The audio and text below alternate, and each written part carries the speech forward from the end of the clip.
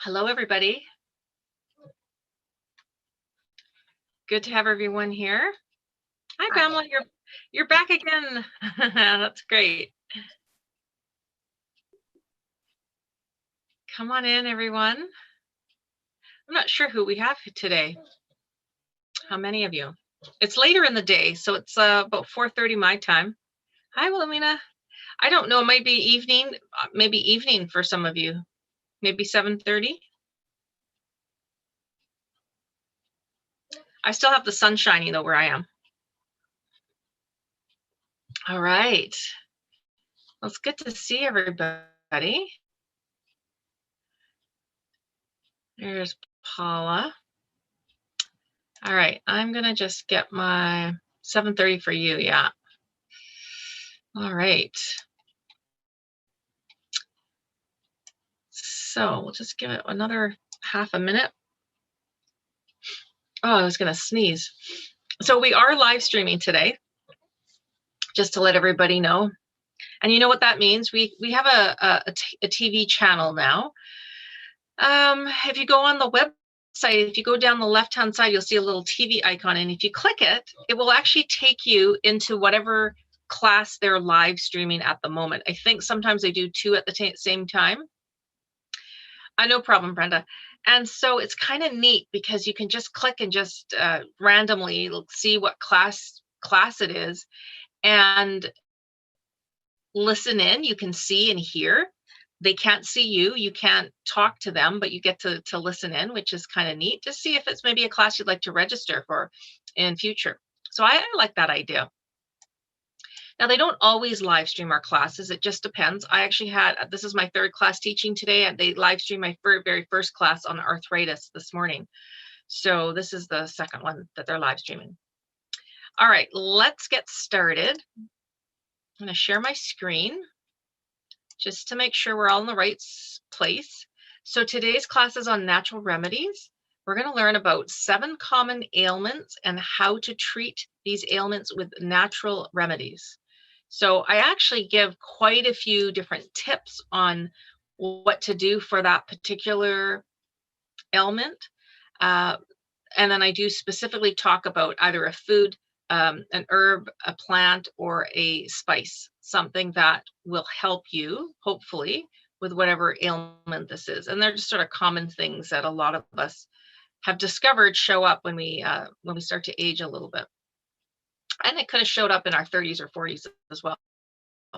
So we have John today in support. He's in the chat if you need any technical help. He'll also help manage my chat in case I can't see a question. We're not too large of a class this afternoon, evening. So, but let's try to use the chat as much as we can. So if you have a question, just type it in the chat, then I'll see it, or John will see it. And then when it makes sense in the presentation, then or in the class, then I can answer your question. Feel free to use the reactions button down below. It's kind of fun. You can put like a thumbs up or a clap or something to kind of feel like we're interacting, like we're in person. So that's kind of nice.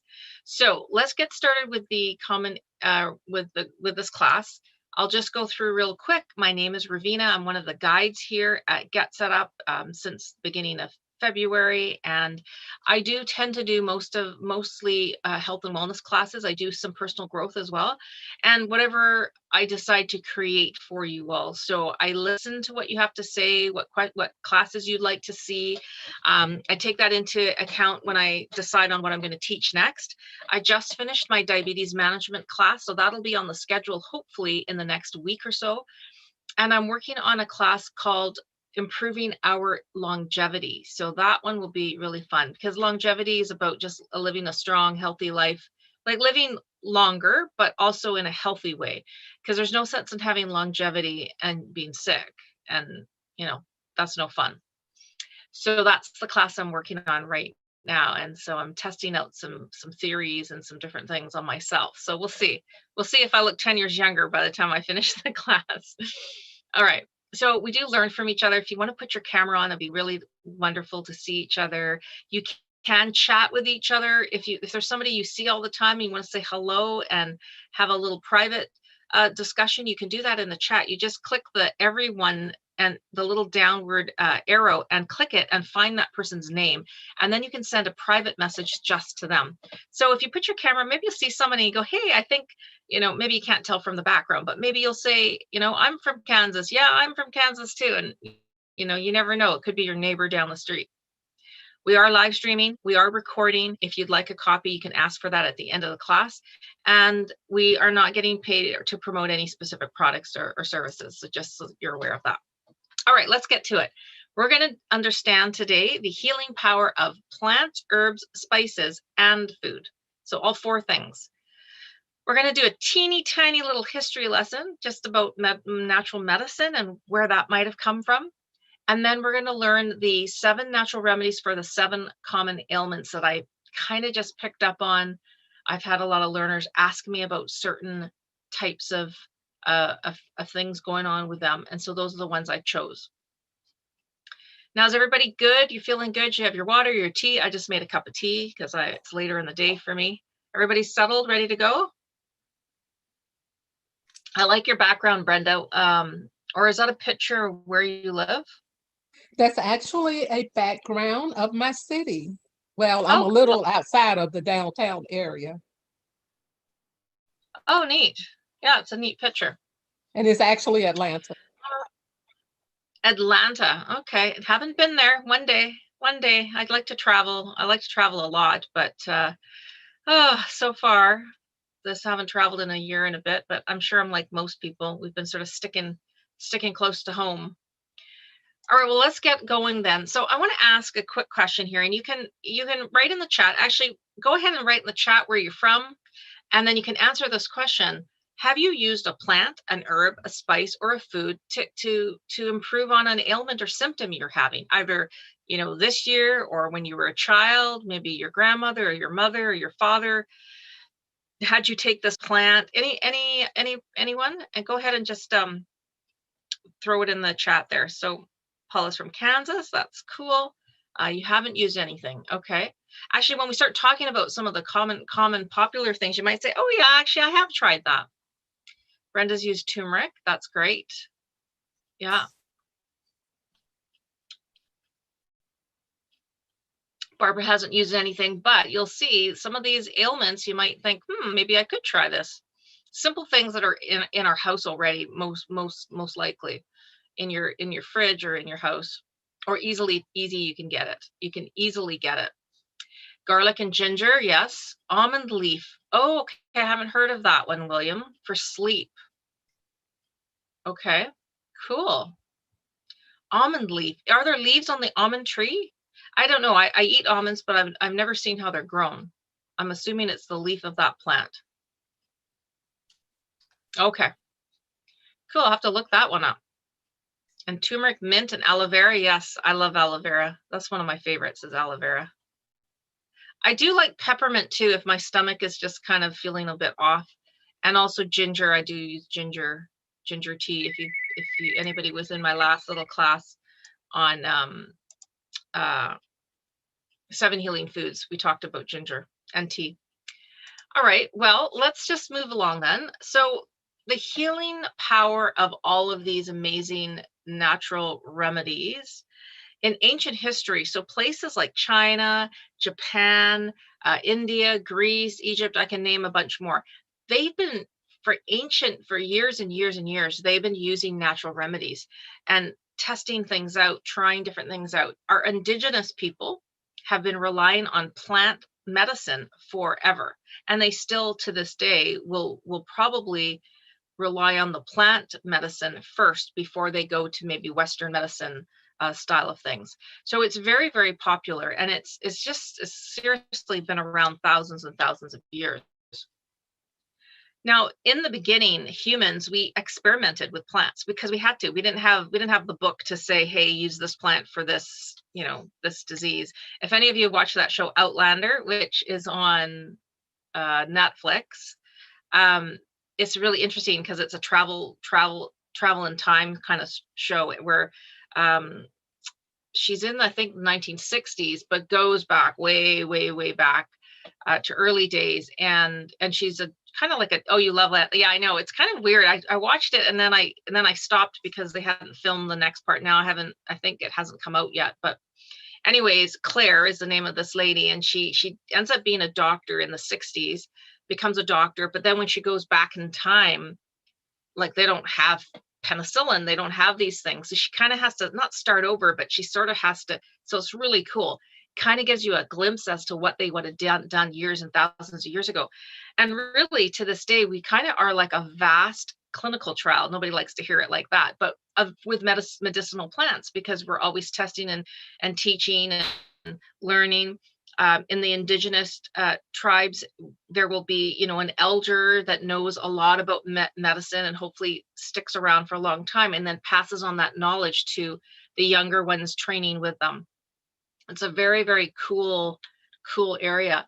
But really, it's possible. Now, they think it's possible that us humans, we got our ideas about the curative power of some plants from observing the animals around us.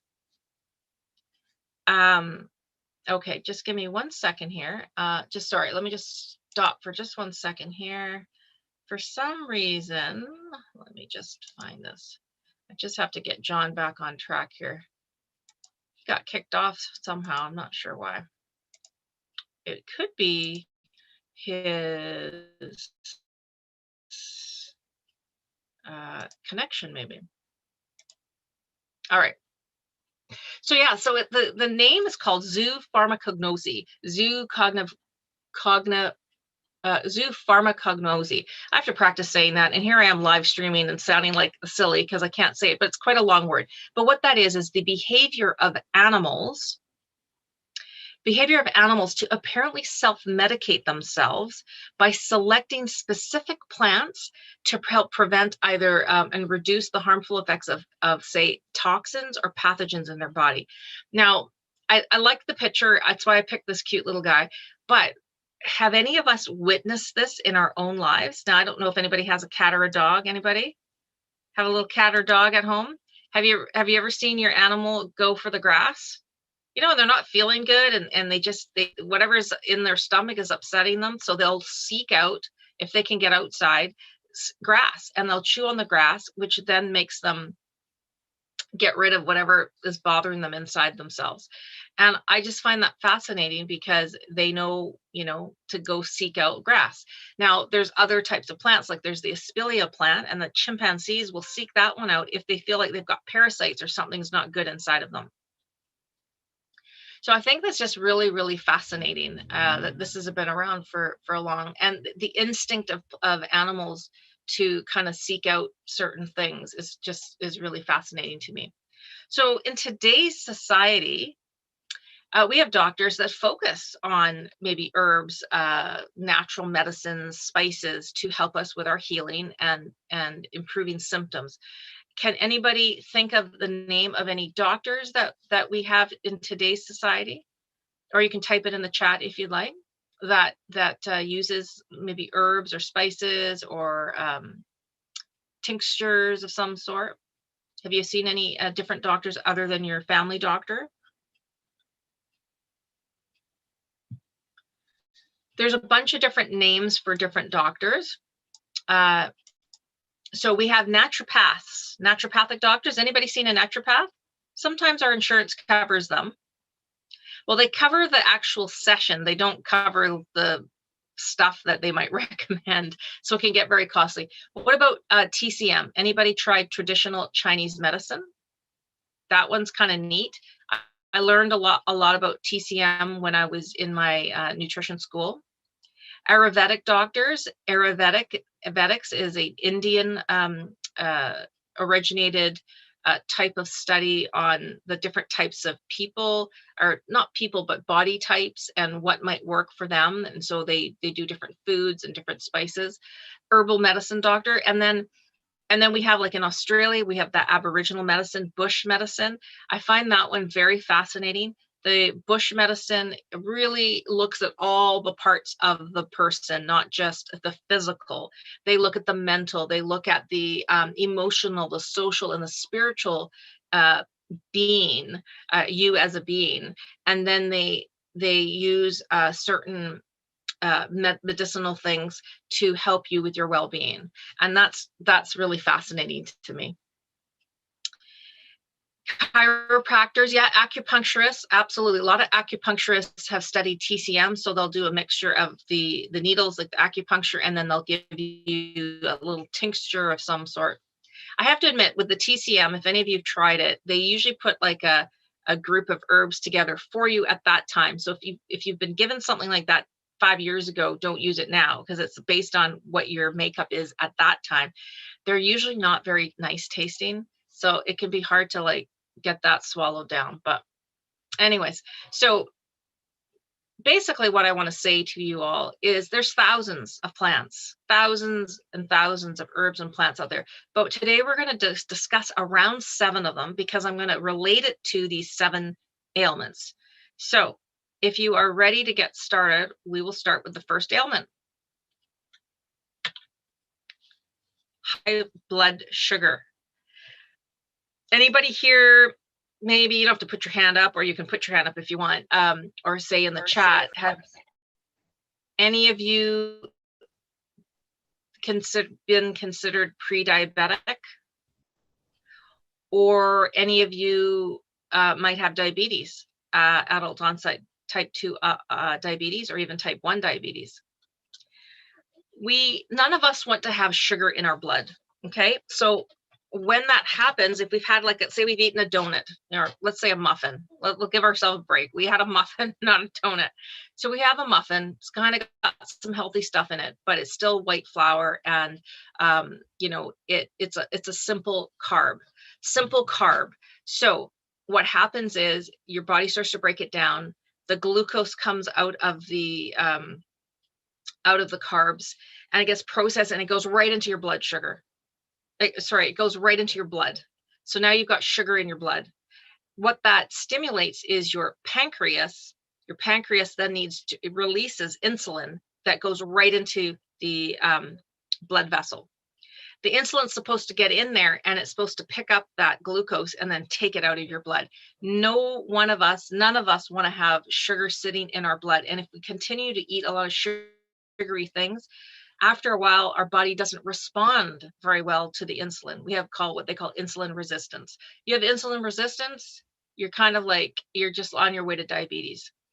And if you keep on like being unkind to your body and keep eating the sugar and the sugar and the sugar, and even like before bed, you go and grab a little sweet treat, you're never giving your pancreas a break. Long-term sugar, glucose in your blood can cause all sorts of not so nice conditions. Cancer, for instance, loves sugar. It just does. So what can we do about this? So again, you don't have to be diabetic. You don't have to be pre-diabetic. You could have just maybe had a pretty sugary weekend because you were out with the girls, or you were doing something with the family and you had sugary treats, you were camping, whatever it is. Cinnamon is your friend. That fragrant spice, and it comes from the bark of the Ceylon tree, is really, really versatile, this spice. Most of us will have cinnamon in our cupboards. I'm going to say this about spices because I've been studying a lot about spices. It's my husband's birthday this weekend. He loves to cook. I love to cook. So I just ordered him some beautiful special brand, like fresh spices from a company that I researched. And it comes from single source places. So it's these special like farms all around the world that specialize in that one thing. Our spices can get old. Okay, so if you've had the cinnamon sitting in your cupboard for years because you don't really use it, maybe let it expire, like get rid of it and get something fresh. Spices can last a long time. Sometimes you can tell by the color that it's gotten old. Sometimes you can tell from the smell, it's not as potent, and from the taste. But honestly, spices do expire. So keep that in mind. So getting back to cinnamon, it kind of feels like it tastes sweet because we always sort of think of cinnamon with something sweet, but it actually does not add any extra sugar. So that's the myth about it. So if you have high glucose or glucose in your blood, having cinnamon can help to reduce it. So studies have found it actually lowers your fasting blood levels in your blood. It can improve your insulin sensitivity, which is what you want. You want your insulin to be you want your body to be sensitive to insulin. So as soon as the pancreas pops out a little bit of insulin into your blood, your body can react and it can get that sugar out. If you don't react, that means your body's gotten, I'm not going to say lazy, but just so overworked from having too much sugar. And it also can help with improving lipids. So that lipids are fats in your blood. So cinnamon's a really, really fantastic remedy. Now, how can you get cinnamon? Well, we all know about Cinnabon or one of those cinnamon bun places. We smell it a mile away. It attracts us. We come there like zombies. So we see the cinnamon or we smell it. But cinnamon you can put a little pinch or a lot if you want into your smoothie. There's no amount. You can't overdo cinnamon. I don't think you can. You can put it on your porridge and your oatmeal. You can add it in soups and stews. I had a learner here one day, and she said, yes, in their Greek cooking, they do use cinnamon in some of their savory types of casseroles, Greek casseroles. So that's really interesting. So I've started experimenting with cinnamon, not too much, but just sprinkling a little bit if I'm going to roast vegetables in the oven. So I mean, the amount that's in this oatmeal here, you can see in this picture, it looks like quite a bit, but maybe it's like a quarter teaspoon, maybe a half teaspoon at the most. I don't know anybody that doesn't like cinnamon. I think it's just a naturally like appealing flavor. But anyways, test it out. If that's one of your ailments, I would say consider trying that. The next one, hair thinning. This is something I've experienced. Oh, Loretta, did you have a question? Yes, I just had a donut, an apple donut. Should I go get some cinnamon now, eat it? Absolutely. Should I go put it in water or maybe a teaspoon? Well, it's quite, even though it's, I wouldn't eat it raw. But you could put it in warm water. Okay, I'll be back. I'm going to do that right now. Thank you. Yeah, go for it. I think if you just had, I didn't mean to put you down having a donut, but like, I love donuts. We have a place in Canada called Tim Hortons, if anybody's from Canada, and it's like all donuts. That's all it is. And you get the little Timbits, which are the donut holes. Like, anyways, yeah, go get your warm water with cinnamon. That would probably be lovely. What about cinnamon sticks? Okay. What do you use cinnamon sticks for? Absolutely. You just stick your cinnamon stick. Basically, it's just instead of powder form, it's in a stick. So you can stick it into your apple cider. People put it right into the boiling water when they're trying to sell their home, and they're trying to get that cinnamon smell. Cinnamon sticks are great. It's just that they're whole. It's just like it's from the bark, right? So a cinnamon stick is like that curled up bark. You bake chicken and you use it. Yeah, I think, you know what? Try and start using cinnamon more often. Yeah, you could chew it like a straw. I haven't tried that, but yeah, I do like cinnamon a lot. Or put it in hot water. Use the hot water and cinnamon. Yeah. Yeah, absolutely. Absolutely. Because the cinnamon will start to infuse and come out into the water. As I said, that's a little trick, when you're selling your home, you have the hot water, you put the cinnamon in there and you get that nice smell, and a potential buyer walks into the home and it just smells like home, right? That cinnamon smell. It's one of those little tricks. Okay, so I'm just looking at the questions here. Yes, pre-diabetic. How often during the day is appropriate to use cinnamon? You can use cinnamon as much as you want. I don't think you can overdo it. If you get supplements of cinnamon, you can get them in supplement form. Then talk to your doctor. If you're sprinkling a bit of cinnamon here and there, you don't have to. I don't necessarily think you need to tell your doctor you're sprinkling cinnamon.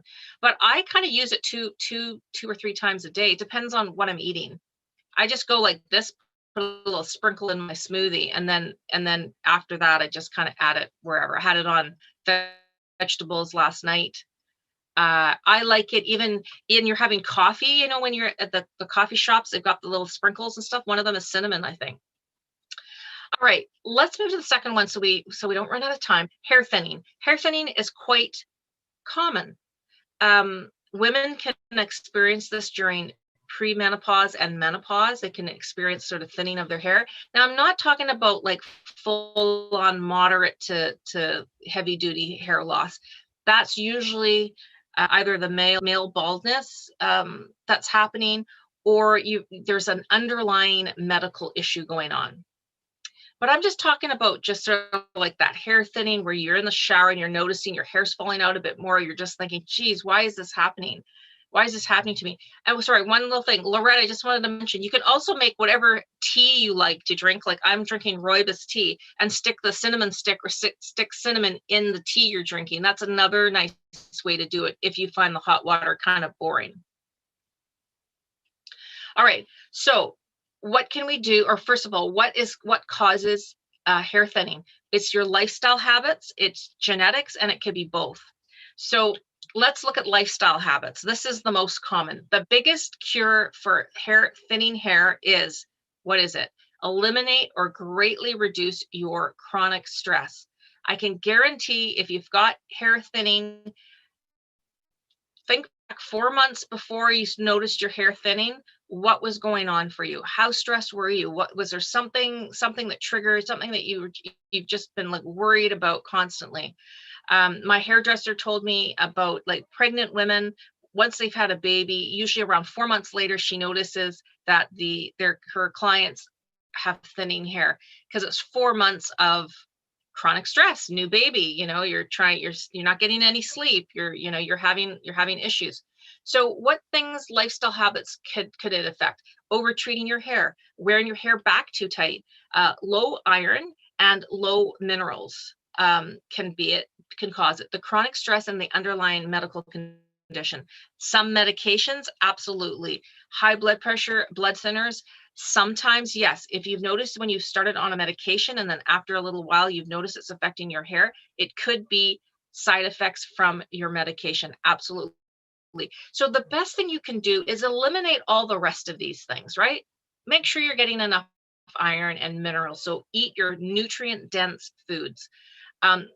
Don't wear your hair too tight. Use some natural products in your hair. Don't wash your hair every single day if you can get away without doing that. And really look at your life.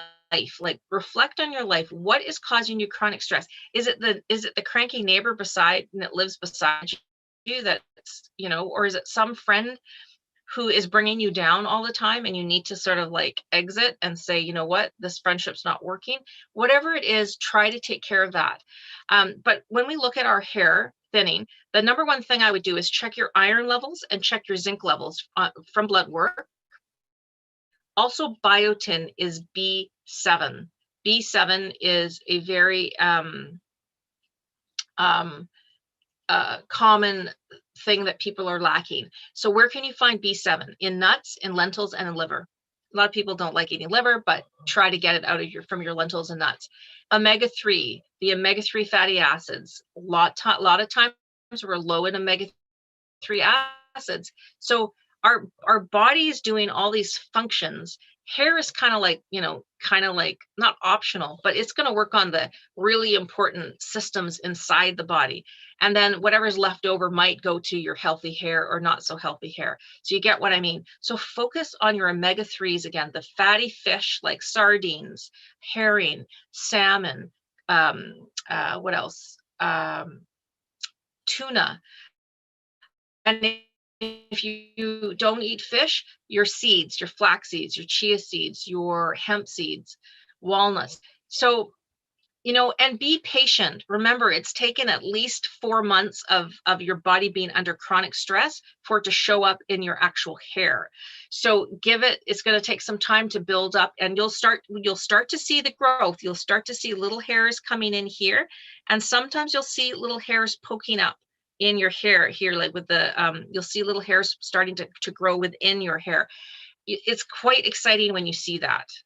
So if you take all these things into consideration, you can drink flaxseed meal. You can get flaxseed meal. So it's crushed flax seeds. You can buy it at Costco, Walmart, different stores. It comes in a package. And I would suggest to get that omega-3 up again, take a teaspoon to a tablespoon of flaxseed, put it in warm water. You can add a pinch of honey if you need to, and drink that every morning, because that will get those flax seeds into your body every day and build up your omega-3s. Now, believe me, your body is intuitive. If you really listen to your body, like say you've been doing your flax seeds, like my husband and I were doing it all last month, and then at some point you just don't feel like it anymore. That's your body telling you your stores are up. And if you really listen to your body, it will tell you. Loretta, do you have another question? Oh, you have to take yourself, you're on mute. Sorry, you're on mute. I drink flaxseed milk. I drink my flaxseed milk.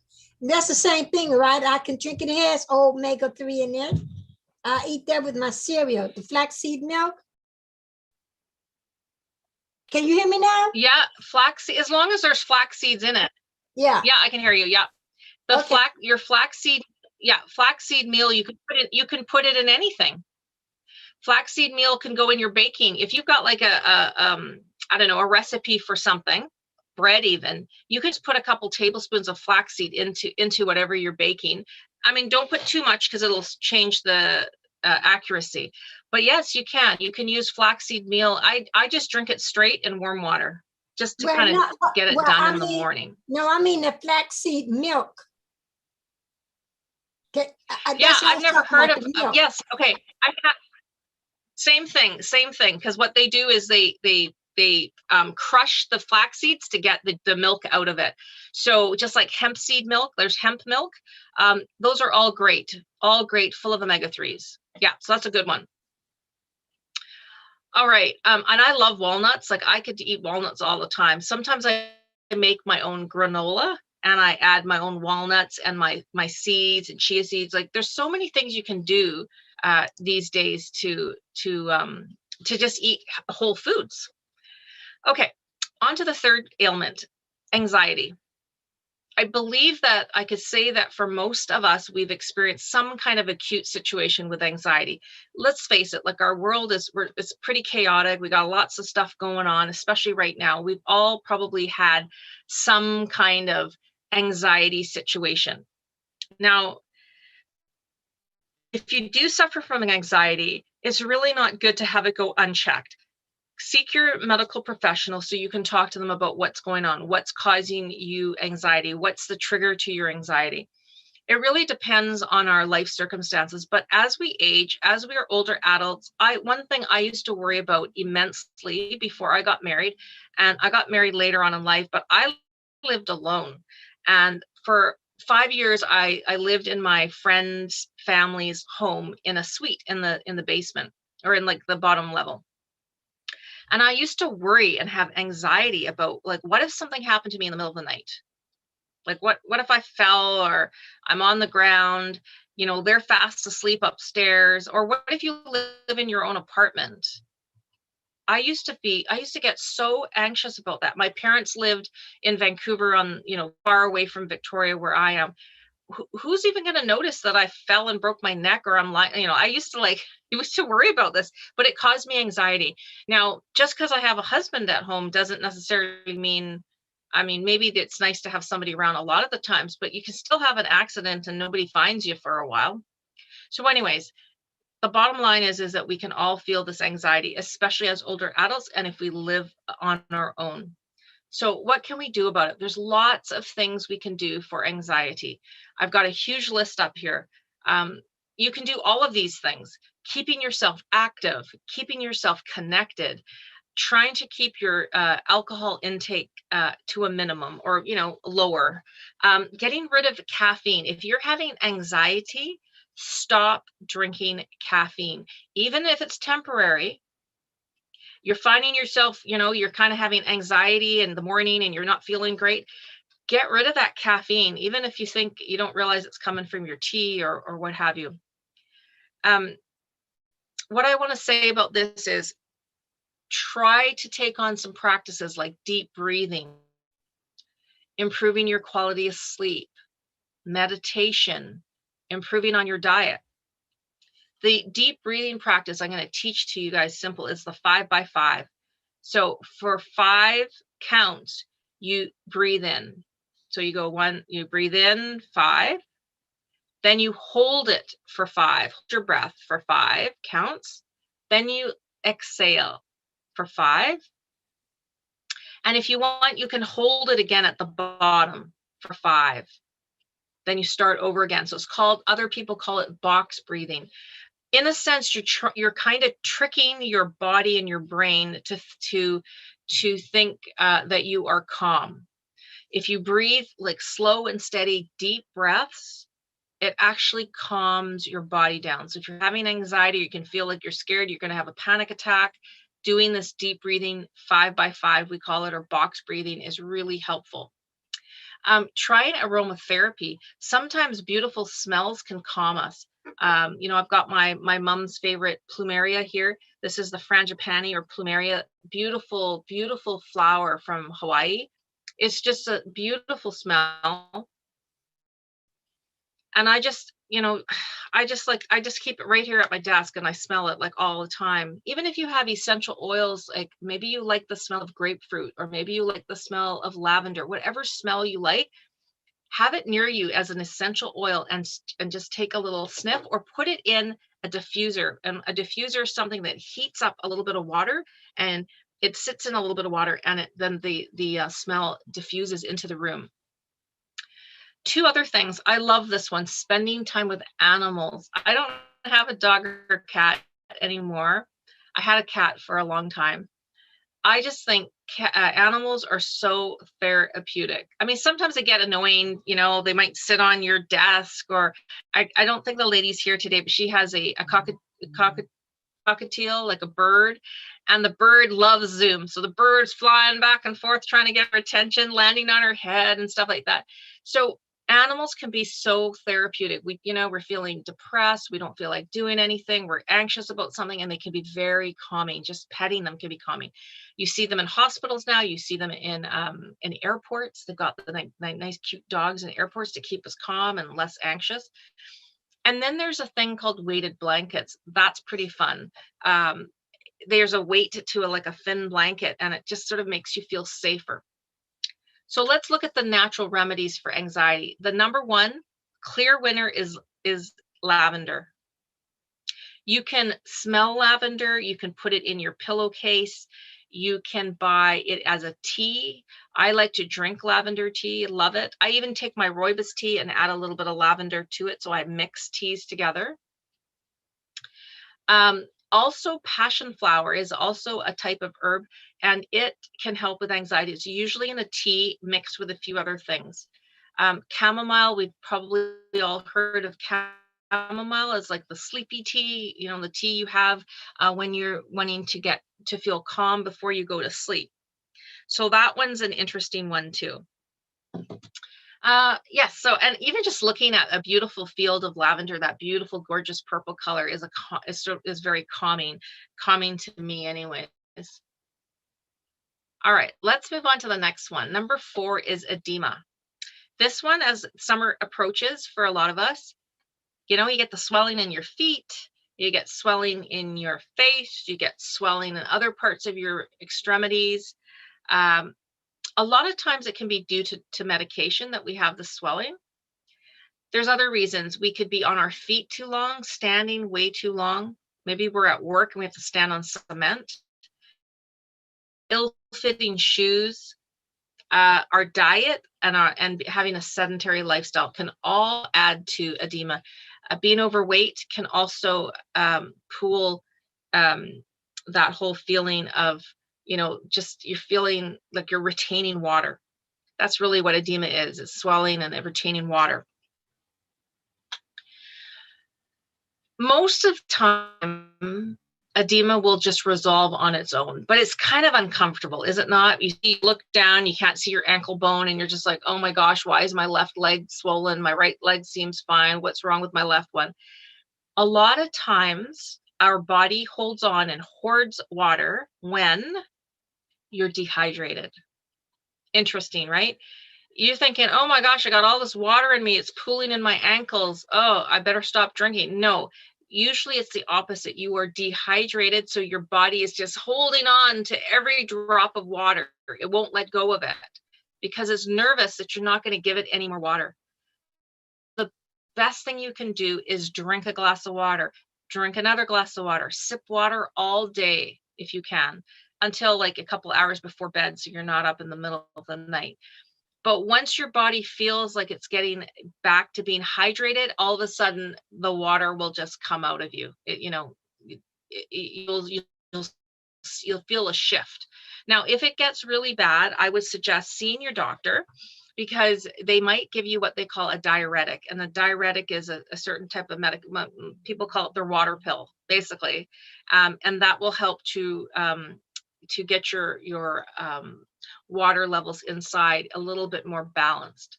You can use compression socks. You can soak in an Epsom salt cooling bath. And Epsom salts has quite a bit of magnesium in it. Or you can try to elevate your feet, if that's where the swelling is, above your heart if you can. All of these things are great for edema. But here's the thing, often we are lacking in magnesium, and that's what's causing the swelling. So if you are noticing that you have swelling, first thing I would do is go to the magnesium foods, or almonds, your tofu, spinach, cashews, broccoli, avocados. They're all high in magnesium. And I mentioned the Epsom salt bath. The reason I mention Epsom salt bath is that it's full of magnesium. And guess what? Our skin is our largest organ. If you bathe in Epsom salts, the magnesium will come in through your skin. That's actually even probably the fastest way to get magnesium into your body versus through food. The magnesium, the Epsom salt bath works really, really well. So, I know that some medications cause this. My mother-in-law changed her blood pressure medication, and all of a sudden her ankles were swollen. And the doctor needed to adjust the dosage, and then he actually changed her to a different medication because it was causing that side effect. So keep that in mind if all of a sudden this has happened to you and you're like, the only thing that's changed is my medication. So keep that in mind. All right, we'll move on to the next one, and it is high blood pressure. Common for a lot of folks. It can be dangerous if it stays elevated. You can damage your heart with high blood pressure that stays high. So I would say if you are feeling that your blood pressure, you've been having some troubles with blood pressure, please see your doctor. In the interim, they might put you on a medication so we can get you into a safer level. And then you can do all these natural remedies to try to improve your blood pressure levels naturally, and then your doctor can maybe look at weaning you off of the medication. But if it's high, please get it looked at ASAP so that you don't damage your heart permanently, because that's what will happen. And you know what? Sometimes we're not really aware that our blood pressure is high. We don't take our blood pressure very regularly, but if something has shifted in your life, is there an added stressor in your life? Is there a change in the food you're making because now you have your son or daughter living with you again, and they tend to eat a lot of processed or packaged foods, or people bringing you food, whatever it is, just try to be aware of it so you can take care of it ASAP. What can we do for high blood pressure? Well, we can walk and try to have movement regularly. We can try to reduce salt, but salt is important. So don't just take all the salt out altogether. We need to have good salt. The Himalayan salt, the Celtic salt, those are the good salts that have a bunch of other minerals with them. Get your stress under control. Really cut back on caffeine if you can, because that does affect your blood pressure and can put it up. And drinking less alcohol as well, because alcohol also can put your pressure up. But what is the other thing that could be going on with your body? And because I'm a nutritionist, I'm going to always talk about food in every single class that we have together. Yes, Linda is saying that Amazon sells a magnesium gel.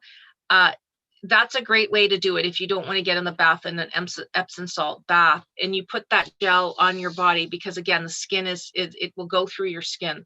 It's a great way to up your magnesium like pretty quick. Now, getting back to high blood pressure, it's the potassium rich foods you might be lacking. So we know, we always hear about bananas have lots of potassium. Green leafy vegetables, apricots, nuts, seeds, and beans all have a nice rich amount of potassium. So you want potassium foods if you've got a little bit of a blood pressure issue. And, if you start working on, managing your weight and doing some of these things and cutting out most, your caffeine and reducing your alcohol, boom, before you know it, your doctor's going to say, whoa, your blood pressure's coming in quite low. Maybe we can reduce your medication. Wouldn't that be nice? And then, of course, just for some fun, because we have to have fun in these classes, eating dark chocolate. So I'm thinking like the 70% or higher. It's rich in flavonoids, and it also relaxes your blood vessels and then therefore lowers your blood pressure. So that's a really great one. Now, I'm not saying don't do anything and just eat chocolate and hope that your blood pressure reduces, but it is nice to know that you can have a little bit of fun and have a little bit of a nice little treat. Okay, we're doing well for time. So number 6 is about psoriasis. So if you've got any kind of skin irritation, psoriasis is very common. The other one is eczema or eczema. That is another skin ailment that is often you'll see as we age. It's triggered by stress. It can be triggered by temperature change or weather change. So when it's really dry, the psoriasis can have a flare up. I would suggest doing everything you can to reduce your stress levels. When a psoriasis patch shows up on your leg or your arm, I mean, when we're wearing, it's like summertime and you're wearing long pants because you don't want anybody to see this awful little patch on your skin. Meditation, yoga, Tai Chi, any of these things, deep breathing, all those things can help reduce your stress and therefore will help the psoriasis. If you live in Arizona or somewhere where the air is very, very dry, having a humidifier in your home is a great way to put some moisture in there. I mean, you can even put a bowl of water out in your home and it probably sucks it up pretty fast if you've got dry air, a dry atmosphere. But get some moisture into your air. That will help your skin if you have these problems. One of the really beautiful natural remedies for psoriasis is aloe vera gel. Beautiful, gorgeous gel. You can come right out of the plant.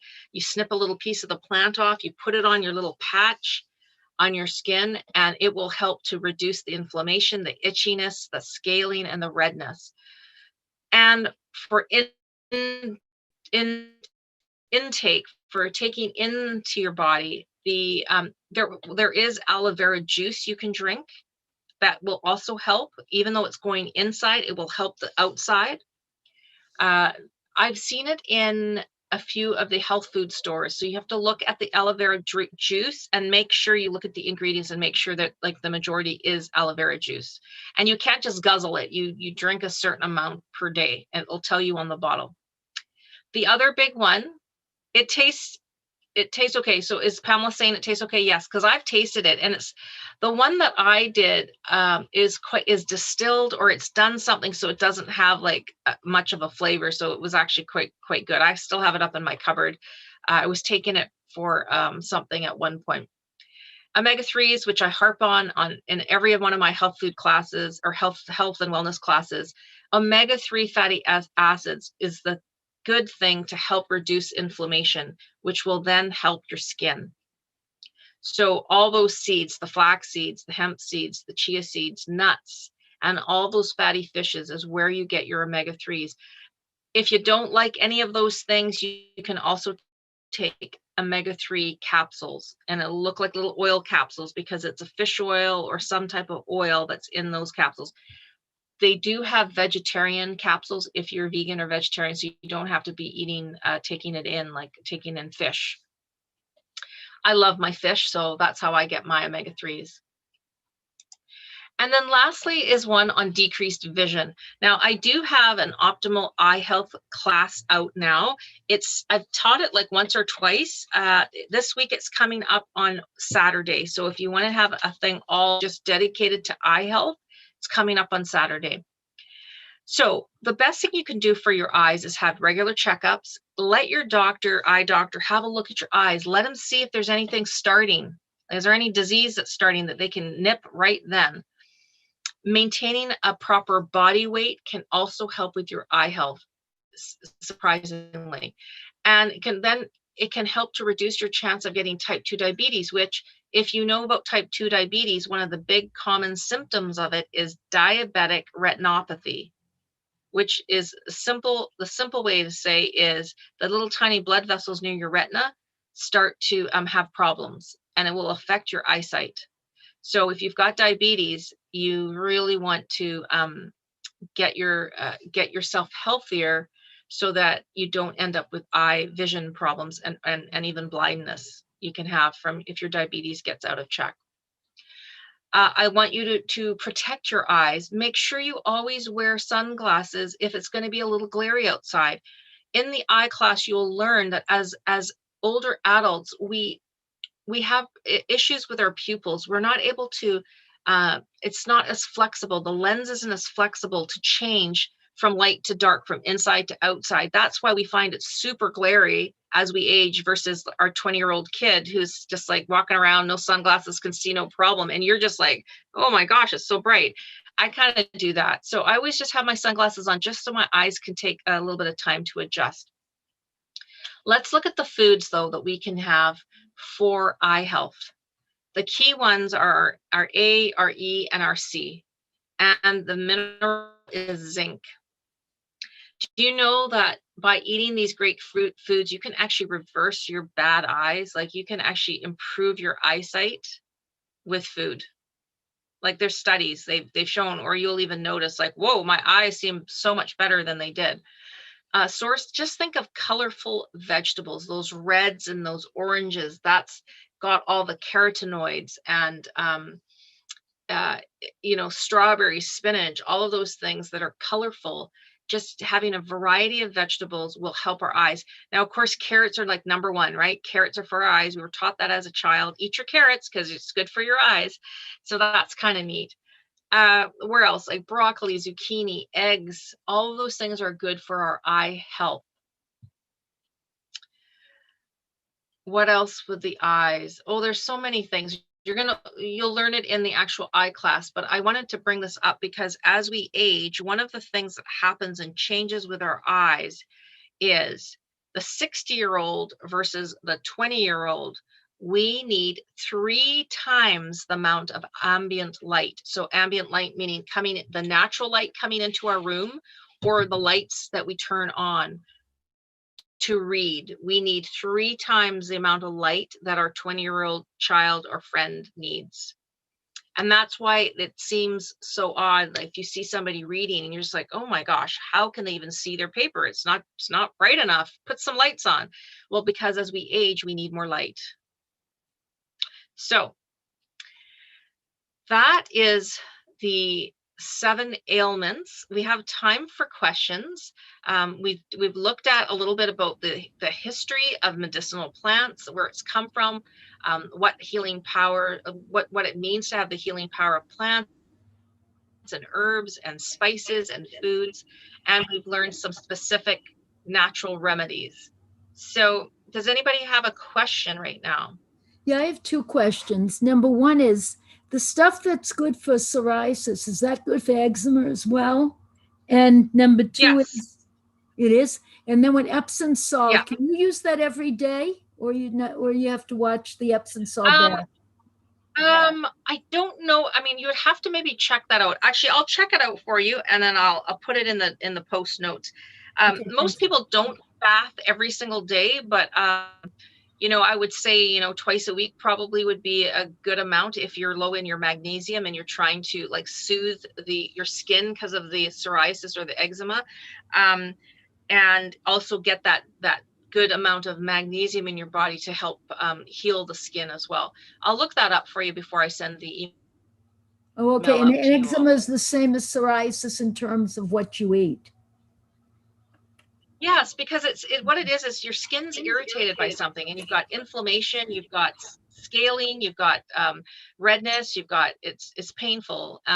Doesn't look great. It's bothersome. So yes. Thank you. Anybody else have a question they want to ask? You're welcome. Yes. Or a You comment said you were going to have an eye class? Yes, the eye class is maybe John can look it up. It's coming on Saturday. I'm in Pacific Standard Time, Pacific time on the West Coast, so it's at 10:30 my time. So if you're on the East Coast, it's 3 hours ahead. 10:30, 11:30, 12:30. So 12:30 in some places Central Time, and 1:30 for Eastern Time on Saturday is the eye health. And same for the week after. It's the same. It looks like it's the same time the week after as well. Okay, thank you.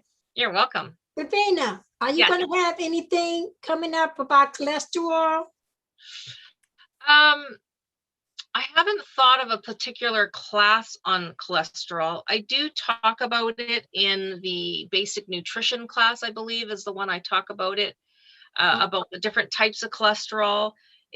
Cholesterol is one of those things we get so scared of, but boy, if you don't have cholesterol in your body, you will die. Like, you need that HDL, you need that good cholesterol. So especially if you've been put on cholesterol pills to help cholesterol, like Lipitor, you really have to monitor how low your cholesterol is going. Like, you want the LDLs to be as low as possible. You want your triglycerides to be as low as possible, but your HDL, you want high. You really want that high. Digestive issues. No, I don't at this point. Who's asking that? Pamela. I haven't done a class on digestive issues. That might be something to do after this next one, because many of us suffer from digestive issues like IBS, irritable bowel syndrome. Many of us have that. Many of us can have that. And until I eliminated certain food types, I was having problems like every second day, a little bit of irritation in my bowel. So certainly, yeah, that's a good one. That's a good one to do a class on. Thanks for that, Pamela.